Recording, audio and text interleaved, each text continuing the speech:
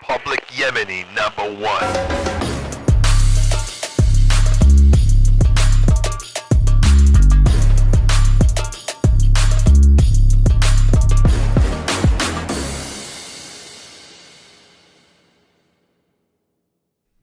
Yo, yo, yo. What is up, motherfuckers? How's everybody doing?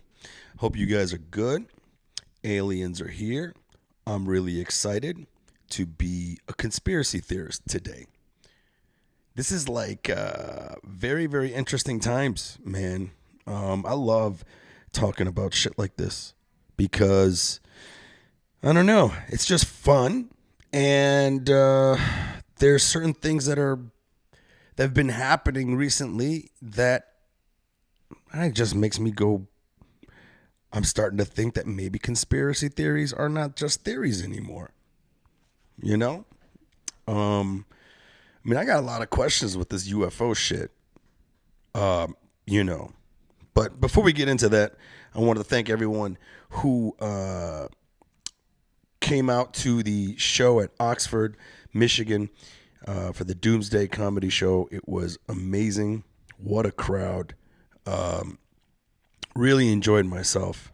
And, man, I can't wait to come back, you know. And I think I might be doing another show in Oxford, too, because I met another booker there who books another show. So hopefully I'll be back soon. And speaking of being in Detroit, I'll be back in Detroit January 17th and 18th, House of Comedy, the brand new House of Comedy, downtown Detroit, inside Hockey Town, the old Second City Cafe, where I actually started comedy for the first time back in the day. But yeah, so I'll be back then. Hope to see you guys there at House of Comedy. I'm not going to be headlining or anything. It's going to be more of a showcase show where it's just like multiple comics doing 10 minutes. But still, it should be a great show. And yeah, it was amazing. I've been on the road now for a complete month, and I won't be back into LA till Tuesday. And I kind of can't wait, man. I can't wait to see palm trees again. I'm sick of the rain. I'm sick of the humidity. I just got back from New York, one whole week in New York. I love New York. The shows down there were amazing. The crowds there, especially in Manhattan, were so receptive and open to anything. Like, I was able to just really be as offensive as I wanted to be, say the jokes that I wanted to say, and they were just on board. You know, there seems to be like a split in comedy now. Yeah, it's crazy. So you got the people out there that are like, yeah, say what you want. This is what comedy's all about. And then you got these woke areas where, you know, like I said, you probably heard before, it's just kind of like you do these shows for these woke crowds, and there's certain topics that you say to them and they act like a fucking vampire. Like you threw garlic on a vampire. It's like, did you say trans? It's like, bitch, I'm talking about my transmission, dumbass. But it's insane. It really is insane. But it was funny to me how, like, I went into Manhattan, did all these shows in Manhattan, sometimes 3 shows a night, man. You know how lubricated I was by that second and then the third show? It was amazing.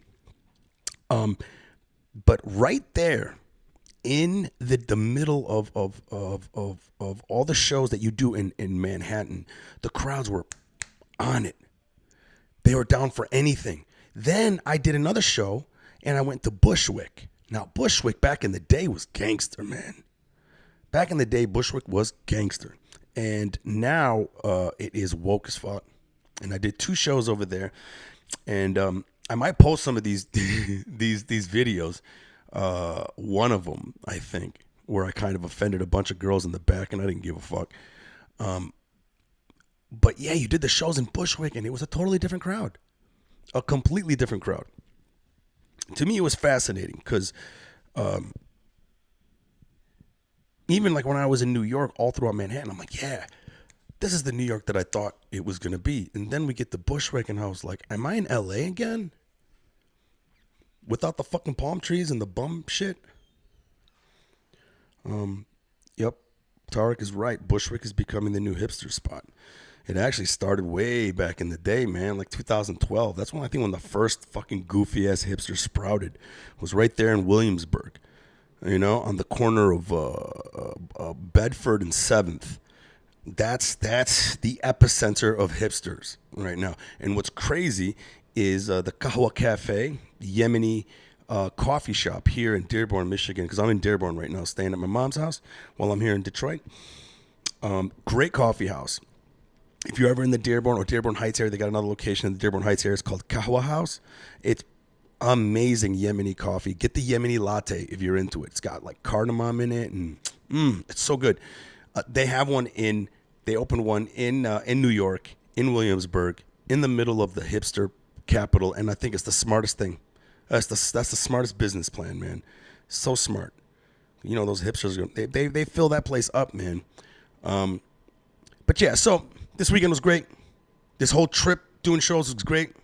Wichita was amazing. Already posted a funny tornado video. If you haven't seen it, check it out on my TikTok or on my Instagram or even on my YouTube. And now I'm starting to say, people, if you're going to follow me, forget finding me at Mike from Detroit when you're on Instagram, because I'm shadow banned on Instagram, which means that if you start typing my name, Mike from Detroit, I'm not going to pop up on your feed up until you hit the very last T. They'll throw all these other fucking Mike from Detroit's, Mike.from.Detroit.313, people with 3 followers, you know? So I'm shadow banned, and I found out why I was shadow banned, because it was some dumb meme that I had on my Instagram, and all it was a picture of Pablo Escobar taking a picture with his kid in front of the White House while he was wanted by the U.S. government. And the meme said something of, you know, Pablo Escobar taking a picture in front of the White House while being the biggest wanted criminal in America is the level of fucks I aspire to have. It's basically what the meme was. That got me shadow banned. It's even in the thing. It says, "This is what did it, bro." What kind of fucking excuse is that? A meme? They had a picture of Pablo Escobar. So what, I'm a communist now? It's so fucking stupid. So anyways, when you're trying to find me, MikeFromDetroit.com, now I got all my links to my social media sites and everything right at the top when you get there. And it's been working out. People have been following me. Last night I fucked up and I did the thing that most comics are supposed to do when you get off a show. Check your messages. Check your Instagram messages, request area where the messages go to if people haven't followed you. Because sometimes a hot girl is going to be like, "Hey, let's do it." And I didn't realize I had that message from a hot blonde until fucking today. This morning. Fucked up.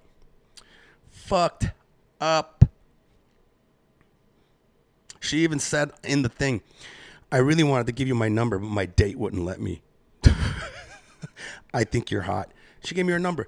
And I would have had it in the bag if I would have checked my messages that night. It's not going to work the next day. This just doesn't work. That's just not how it works. For any comics that are listening, this is the advice that I got that said that this is how you seal the deal on hooking up with a girl after a show. You have 2 hours after the show or 500 feet from the club. I missed my window. Oh well. I really appreciate you guys checking in, even on a Saturday. I really appreciate it. And I know my schedule's been all over the place. I love the fact that you guys are back here listening. Let's talk about UFOs, shall we? And if you guys have any questions, ask me in the comments. Any concerns or whatever. I should probably open up my phone line, man. What the hell am I doing? I should open up my phone line. It should work. Anyways, UFOs. If you guys don't know, Congress has just held hearings about UFOs, the first in 50 years. And when you look at some of the clips, and when I listen to people in podcasts that are like UFO people, they all comment on how, wow, it's amazing that Congress right now is all like united in probing the intelligence community and asking these really, really clear, concise, give us the information questions. I don't know why, but the conspiracy theorist in me is like, somebody gave Congress the green light. You know what I mean? Like, it's almost, to me, makes me feel like,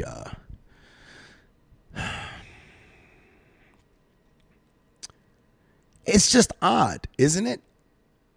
That now all of a sudden every congressman is just like, yo, I'm going to ask all the right questions. Let's get all the information out. What the hell do we know? Like for a lot of us, we look at that and we're just like, oh, okay, so now's the time. But to me, I can't help but just sit there and go, who's given the green light to do that? Because you can see it happening in other type of situations, for example, in the political spectrum. So anything that's not like easy to talk about, let's say freeing Palestine or the war in Yemen, whatever it is that's in the talking points in the political sphere that is not kosher to talk about at a specific time, not cool to talk about, but no one wants to talk about it. Then we get to a point, right, where we're like, now I guess time it's more convenient to do it now. It's what it almost feels like the government's like. Or they've been like really working towards trying to get us on that level, and then they had to slowly let all the stuff out. I mean, they said they have up to 400 recorded sightings. I think 137 just last year. And not to mention, it's happening more often. And they had even some more videos where you saw like triangles in the sky. And we had people talk about the same sightings years ago, and they were laughed off the face of the planet. I don't know. What do you guys think? I believe that our leaders are in direct communication with these beings. It's either that or these beings want to make contact, but they're skeptical. I don't know. I mean, have you guys heard of the Anunnaki? This is the thing that I really start to think about. There is and this is true, the Sumerians, which is an ancient race of humans, way back in the day, before the Egyptian period, they had a city called Mesopotamia, and they created the first language, one of the earliest languages. And in one of the tablets that they had, it described the Anunnaki. And the Sumerians, in this fantastical story, which when you look at this early story of the Sumerians, it's very, very, very similar to all the religions that follow after that.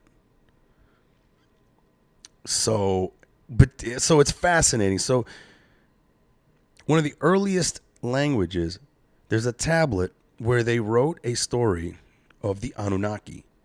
And in it, they tell us that the Anunnaki was a giant race of human-like people that traveled to the planet in search of resources. I think specifically gold. And if I'm not mistaken, the theory is that they had to mine gold here to help protect their dying planet. And I heard some theory to the effect that where the gold could be like ground into a fine dust and somehow spread around their atmosphere and that gold sort of shield was supposed to help protect their planet. The details of exactly what it is and why they were using it, we don't know. But the Sumerians said that the Anunnaki did come specifically to mine resources, and they built Mesopotamia. So according to the Sumerians, the Anunnaki came, built Mesopotamia, and which is really crazy because when you look at some of these documentaries about Mesopotamia, even when they dig up parts of it, they found light bulbs in there. Not necessarily light bulbs, but these people had wires and filaments that they were able to generate electricity, and I believe it was from water running, and that electricity was able to connect to this wire and just make this filament glow, and that's how they illuminated their tunnels. It's fascinating, and a lot of times we're like, oh shit, the Anunnaki, they like human beings really knew a lot, and now it wasn't even the humans. The Mesopotamians probably built that fucking shit. So according to the Anunaki Tablets, they built Mesopotamia. They made it their home base. And they started to mine for resources. They brought supposedly a race of other aliens called the Igigi. And they had the Igigi work for them. They were sort of their slaves. Time passed. The Igigi revolted. There was a war. And apparently the Igigi was obliterated. And the Anunnaki, still needing to, mine resources out of this planet, decided that we needed to create workers. So they started doing a genetic experiment where they started splicing their genes with all these different animals. And the first successful human that they created, how crazy is this, was named Adamu. It's crazy. So even in the Bible and even in the Quran, they talk about Adam. And it's just funny. You watch. You look into this and they're like, okay, so the first human they created, they called him Adamu. And not only that, I almost feel like it's, if I'm not mistaken, I think Mesopotamia was called Eden. So the little area they lived, they called it Eden. The first human they created was Adamu. And apparently they used human beings to mine the planet. And I guess after time they left us here. And then apparently there's another story that says that, here's another thing I forgot to say. The Anunnaki come here because of a planet that runs on a very weird oblong trajectory. And it goes around our sun. It passes through all of our planets. And then it leaves our solar system again. And then I think so many hundreds of years, that planet comes back again. And that's where the Anunnaki live. So the Anunnaki will come to the planet when their planet starts getting closer to our planet, apparently. And this is what's crazy, is that apparently their planet Nibiru came back again. A second time around, after the first time. Now humans were a little bit more advanced. And what was crazy is that the gravitational pull from the planet coming back this time really screwed with the planet and caused floods, massive floods everywhere because of the gravitational changes. And apparently certain parts of the planet was inhabitable. The temperature either rose too high or it got too cold. And to me, that almost explains how like the Bible talks about the Great Flood and Noah's Ark, the plague. It's crazy. It's just like we're basically all telling the same story. And I mean, I always thought that stuff was like, oh, that's fun to think about, you know? Even with religion, I was just like, I never really believed in religion.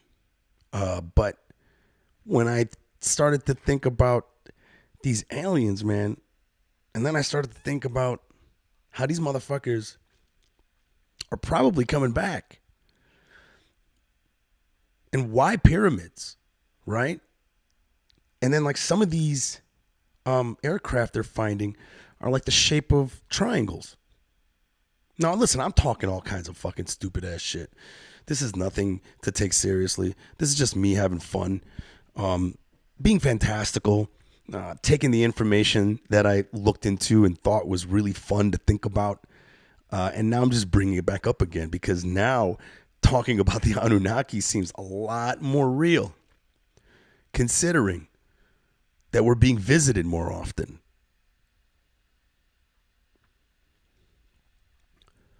Jason Bacon says these stories also match up to the stories of Native Americans. I'm sure a lot of this stuff was just passed down, man. People are really good at copying, you know? And who knows? What if the Sumerians just made that shit up? What if they were just, what if it's all just made up? Or not, that we are part alien. It's just fantastic to think about, man. I mean, what do you guys think? Do you guys think that we are going to be visited by aliens?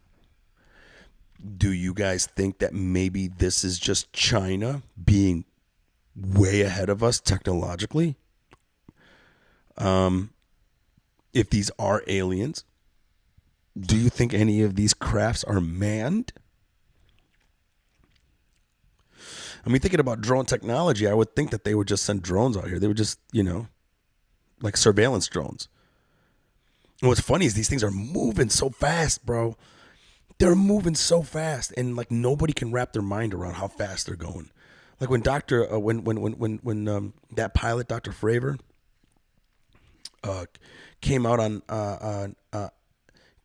to the public and started, you know, being able to talk about what he saw because it was declassified. It's just fascinating. He said he couldn't believe his eyes. He said he couldn't believe the system. But, you know, the actual system was telling them that this thing was going way too fast, going from 50,000 feet above sea level to literally 1 feet above sea level in a fraction of a freaking second. So, I don't know, man. And part of me is now starting to think that, you know, maybe the theory behind the Anunnaki and how they spliced their genes with us to create a subservient race of workers to work for them might hold true. And maybe these motherfuckers are coming back, you know? Because, like, apparently in the Sumerian texts, they said that the second time that the Anunnaki came back, when their planet came back and disrupted the gravitational pull and created all those floods, on their way out, they taught humans language. They taught humans art, music, architecture, science before leaving. According to the Sumerian text, the Anunnaki favored the humans. They liked the humans. It's pretty interesting. Well, I mean, again, maybe they made this fucking shit up, but so basically, these Anunnaki, if they're real, they're astronaut gods, so to speak. And they came down here, and apparently they were way bigger than us. Came down here with a race of aliens that they used as slaves. The alien race fought them, got killed off. Anunnaki created human beings spliced with their DNA. And then as time went on, they were kind of like, we like these humans. They're They listen to us. And they're grateful. And now when we're going to leave, we're just going to go ahead and part this information. And then also, if I'm not mistaken, it said that that the Anunnaki, before leaving, taught the humans how to structure governments and leaderships, and also to keep a tradition of keeping certain bloodlines pure to maintain the Anunnaki DNA. So who the fuck knows? Maybe like all these leaders that we have are more Anunnaki than we think they are. Tracy says, what the heck am I even listening to? Yeah, I know. I'm talking about UFOs. I'm talking about how we have UFOs and the hearings in Congress, talking about how I am like baffled and how these guys are now all of a sudden all in, give us all the information, both parties, one united front. Let's get this information out. And to me, I'm now asking the question, why? Why now? Why so? And I'm happy about it, but I'm always skeptical about, what the government is doing. So to me, it's like, are they really baffled at what's happening? Like they say they are? Or did they know for a very long time that there is a race of extraterrestrials that watch over us? That maybe God is a big green alien. Remember my friend Mike Eshaq, his father, oh man, was a huge conspiracy theorist, believed in aliens, all this crazy mumbo jumbo. And, he passed away, but before he passed away, none of us, it wasn't really in the public lexicon, even though I was like, hey, yeah, maybe, sure. I was always like, it was always interesting for me to bat around those ideas of aliens. But I remember he told me, we were talking about God. He's like, oh, there's God. Yeah, I think he's a big green alien. I was laughing my ass off.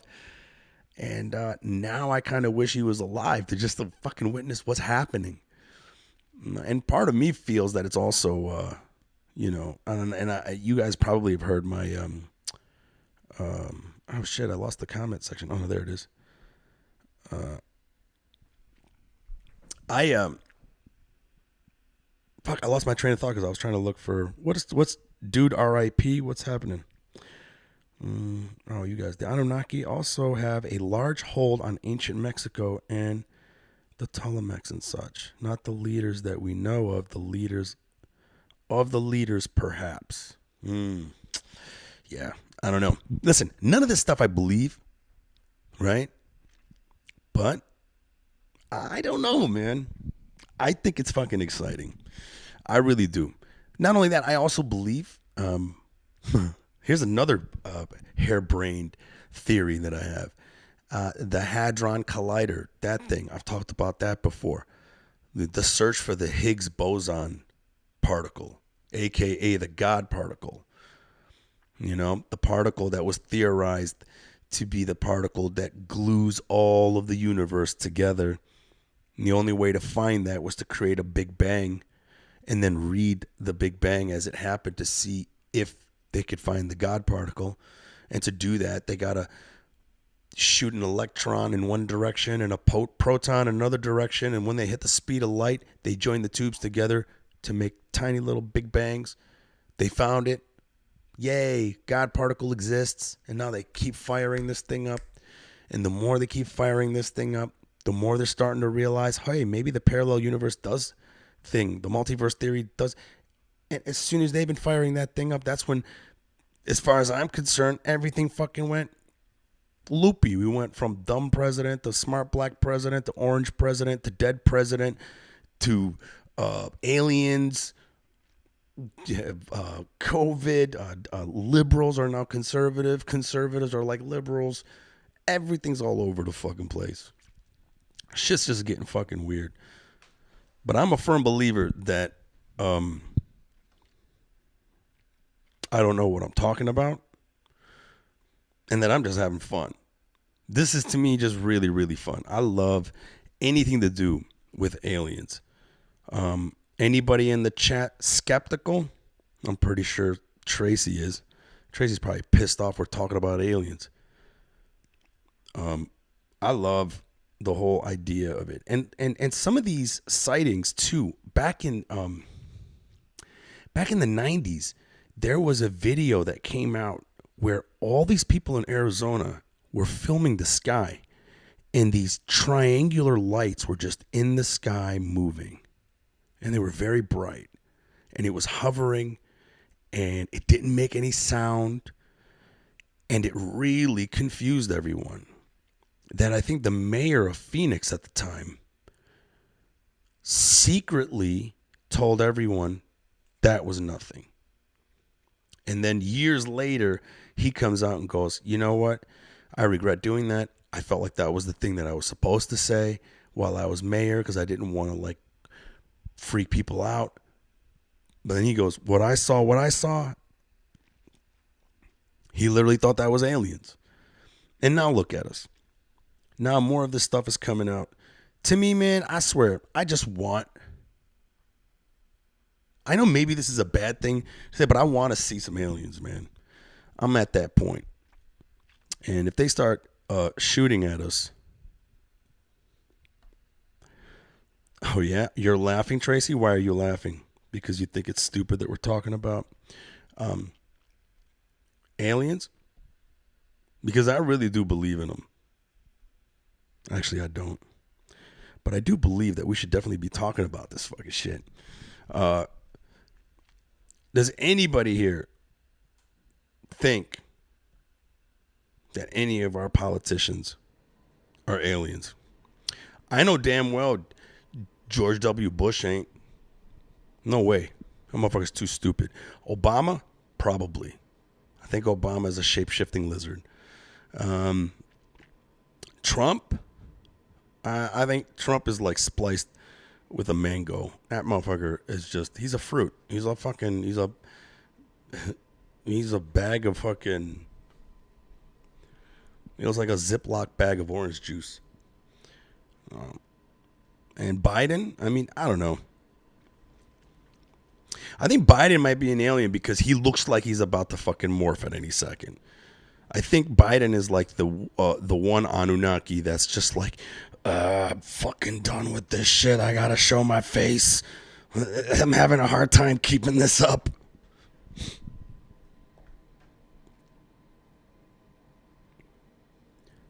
To me, if aliens did fucking come, this is exactly what's going to happen. Every idiot in this country and in the world is going to start shooting at them.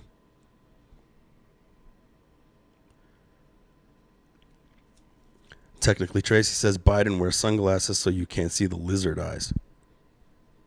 I'm telling you, man, this whole shape-shifting lizard thing that David Icke used to talk about back in the day, all these people that talked about crazy fucking shit, every single one of them now doesn't seem so fucking crazy.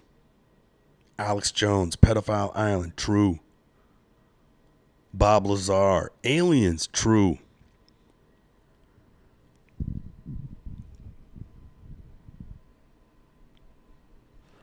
Jason says, nah, Biden just needs a bit of Botox. What? I don't even think Biden's really alive, to be honest, bro. Man, I wish you guys was able to see Chris Rock when I saw him like a month and a half ago. He's got a Biden joke, man. Oh, my God. It was just one of those jokes where you're just like, you son of a bitch. God damn it. Yes, Rowdy Roddy Piper did try to warn us, and they live. You know? That is the goofiest freaking movie. If anybody's want to see a goofy ass movie about extraterrestrials, They Live is the one to watch. That is, and also it's also about seeing through the bullshit. I like that movie. I like that movie. You know, that's kind of like what happened when I took mushrooms. When I took mushrooms, I was like, God damn it, I see through everything now. Fucking ruined life for me. The first time I really tripped out on mushrooms, I was kind of disappointed. Not disappointed, it was fun, but then on the back end, when I came out of it, I remember I felt like Roddy Piper in They Live. I felt like I put the glasses on and I was just like watching a commercial for the first time and I was like, this fucking thing is manipulating me. You fucking piece of shit, and turn off the TV and get mad. I was just like, but that's exactly what They Live was. He put the glasses on. Like the first time he puts them on, there was like, it was like some type of a billboard with an ad. And then when he put the glasses on, I think it said, obey. And he took it off. He's like, what? He puts it back on. It was like, buy more stuff or whatever it said. That was a damn good movie. I am really looking forward to getting back to LA. I'm also looking forward to getting some more guests. It's very hard to get guests when you're on the road, man. That's another thing that I'm starting to figure out with this podcast. Is like taking it on the road is not, it's not that easy, but I still do it. The preparation while you're on the road is a little hectic. But I'm really looking forward to get some guests on next week and the week after, now that I'll be back in LA for a while. Oh, dude, looks like I'm bringing my cat back home. Motherfucker, man. I love my cat and everything, don't get me wrong. But my mom took my cat for a while. And, you know, and I thought, pandemic, lockdown, she could use a friend. And, you know, they get along really well. But now my mom's moving back to Indonesia. Now I got to take my cat back with me to LA. And it's nice. But at the same time, it's like now that I'm doing stand-up, it'd be nice to not have to worry about trying to find a sitter for my cat. But I'm kind of excited, man. This cat's so fucking cute. The cat is, I think the cat is ruining my testosterone levels, you know? It's like every time I look at the cat, I'm just like, aw. And then I'm like, you're less of a man now.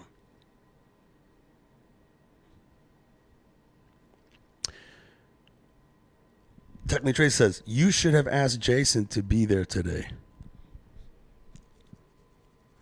Oh, on the podcast? Oh, yeah. It's trust me, I couldn't get any guests today. It's just not conducive for what's happening right now. I'm at my mom's house, taking care of her. Got to do a whole bunch of other stuff around this place. It just wasn't conducive. But I do want to start setting it up, and then a podcast to where I also do them on Zoom with other people. So like they don't have to be there with me, you know. But before I get going, like I said, I will be back in Detroit, guys. House of Comedy on the 17th of June. 17th and 18th? Let me double check here. Yep, 17th and 18th, House of Comedy in downtown Detroit, inside Hockey Town. I'm excited. Like I said, I started comedy there. That's where I first started comedy back when it was the Second City. I was so all in that I lived behind there, right above the Town Pump Tavern. So I lived upstairs and I went to Second City for school and learned comedy over there.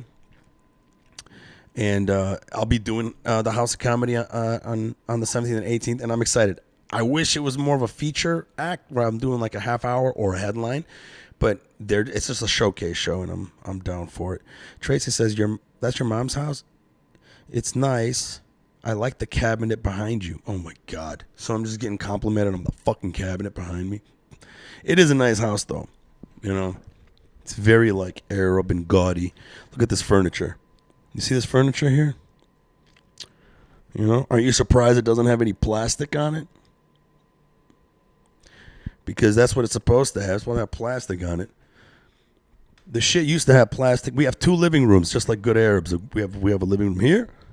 We have another one there. So fucking stupid. None of it makes sense. It doesn't. One is for us. It's really shitty and fucking, not shitty, but it's more worn out because we're there all the time. And the other one is for show. You know, look at guys. Here is a living room display. It's like you're walking in IKEA. It's like, hey, look, your living room could look like this. But we're not going to sit on that one. We're going to go sit in this other spot.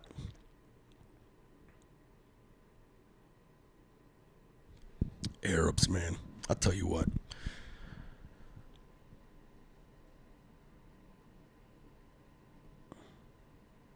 Oh, Jason says, I thought plastic covers was an old white woman thing. No, man, it's an old thing. Yeah, it had nothing to do with just white. I always thought it was only Arab. And then I saw like other people doing it. Like, I don't think it's 100% old white women. I always see it with, if it's white women like that are Italian, you know, or like they come from that type of culture. You know, I noticed I saw a lot of Italians would do it. Arabs would do it. Black people in Detroit, I would see that once in a while. The plastic shit is so fucking stupid, bro. You know what I'm saying? You gotta fucking put a condom on a sofa? Does it really matter? Just do what my mom does. Get 2 living rooms, bro. Fuck up the one living room and the other one is, hey, look how pristine it is. Really is a fucking waste. If you guys have not seen my viral video that I did way back in the day, you should check it out. MTV Cribs, Arab American style. Check it out. We fucking go hard on the living room, the second living room, and not being able to sit in it. One thing that I found that was rewarding about doing that was that when I posted that and it went viral, it was like 12 years ago. I love that I got messages from people from all around the world, the Philippines. You know, they'd be like, oh my God, we do the same thing. We have the other fucking living room. You know? Like Arabs love living rooms. Like here in Dearborn, the house will have 2 living rooms, right? Upstairs. The basement will be a living room. And then the garage, another living room. Arabs are all about living in rooms. And that's serious. Anybody who's never been to Dearborn, Michigan, man, that's exactly what it's like. You be driving down the street, you look in the back, and you will see a fully furnished, decked out garage. Flat screen TV, drywall, crown molding, pool table, couches, video games, heating element, AC. Fucking, and then, you know, there's a car in the living room because you're in the garage.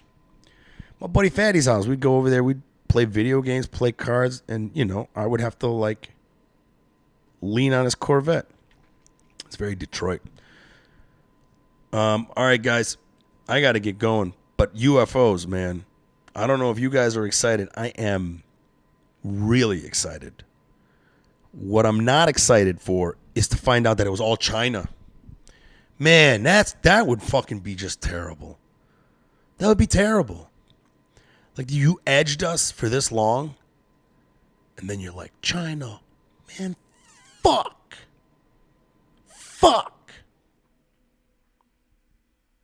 I would much rather be killed by aliens than China. Wouldn't you? At least while you're dying, you're just like, yay. They're real.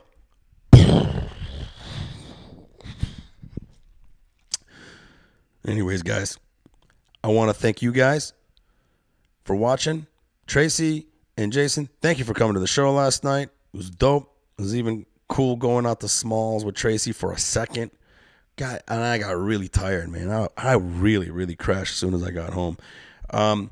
But it was great. It was really cool to see you guys there. And I can't wait to do more shows. And I can't wait for more of you people that are listening to come on out. I know a lot of you guys are listening to it as opposed to watching it live. And those of you that are listening to it, love to see you at a show. And please follow me on everything. Just find me, MikeFromDetroit.com. And right when you get there, all my social media links are there to reach out. Love to see you guys back on the podcast. I would love to see some of you listeners here live And reach out to me. Let me know if you think there's a better time for me to do this podcast, because I'm trying to find probably the best time. You know, I'm very open to changing it, changing the time slot if it would get more live viewers. So yeah, let me know, guys. Maybe I should do them on the weekends. I have no idea. But anyways, I love you guys. You guys are fucking awesome. God is a big green alien. Public Yemeni #1.